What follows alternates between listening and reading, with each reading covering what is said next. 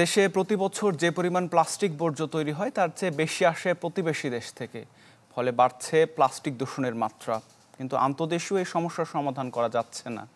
আর এই বর্জ্য ব্যবস্থাপনার জন্য নেই প্রয়োজনীয় সক্ষমতা।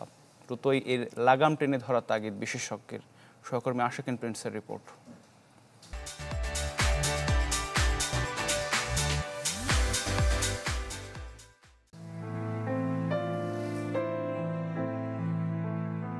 আধুনিক নগর সভ্যতায় প্লাস্টিক এড়িয়ে যাবার উপায় নেই। হাত বাড়ালে আর কিছু মিলুক না মিলুক প্লাস্টিক পণ্য মেলে। বিশেষ করে যেসব দেশে প্লাস্টিকের যথেচ্ছ ব্যবহারে হ্রাস টেনে ধরা যায়নি সেসব দেশের অবস্থা শোচনীয়। ঢাকা মহানগরে প্রতিদিন প্লাস্টিক বর্জ্য হয় ৮০০ থেকে ১০০০ মেট্রিক টন।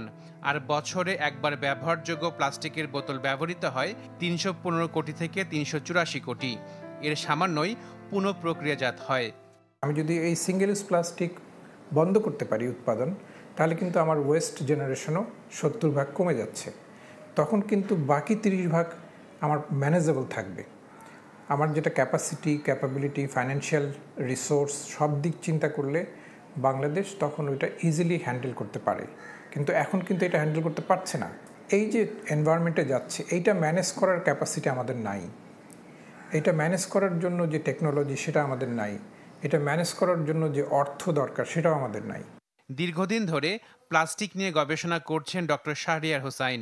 মানবদেহ এবং পরিবেশের ওপর প্লাস্টিকের প্রভাব নিয়ে কথা হয় তার সাথে।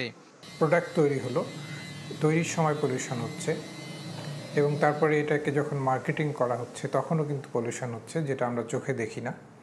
তারপরে যখন এই প্রোডাক্টটা ইউজ করা হচ্ছে সেই স্কেলেও পলিউশন হচ্ছে।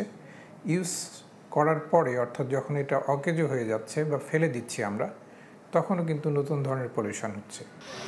পরিসংখ্যান বলছে প্রতি বছর দেশে ১.৫ মিলিয়ন প্লাস্টিক বর্জ্য তৈরি হয়। এর সাথে যোগ হয় আরও ২৭ লাখ মেট্রিক টন, যা নদ নদী হয়ে আসে প্রতিবেশী দেশ থেকে। এই বিশেষজ্ঞের মত, আন্তদেশীয় প্লাস্টিক দূষণ দুশ্চিন্তার কারণ হয়ে উঠেছে। প্লাস্টিক পলিউশন কমানোর জন্য একটা ট্রিটি হতে যাচ্ছে জাতিসংঘের এনভায়রনমেন্ট প্রোগ্রামের আওতায়। এখন বাইল্যাটারালি আমরা পারছি না, তার কারণ ভারত অনেক বড় দেশ, ফলে আমরা অনেক নেগোসিয়েশন করেও এখানে কোনো ফল করতে পারিনি। ফলে এটা একটা আন্তর্জাতিক চুক্তির মাধ্যমেই কিন্তু করা সম্ভব। এর জন্য প্রয়োজন হলে আমরা আন্তর্জাতিক আদালতে যেতে পারবো। Ashikin Prince, channel 24, Dhaka.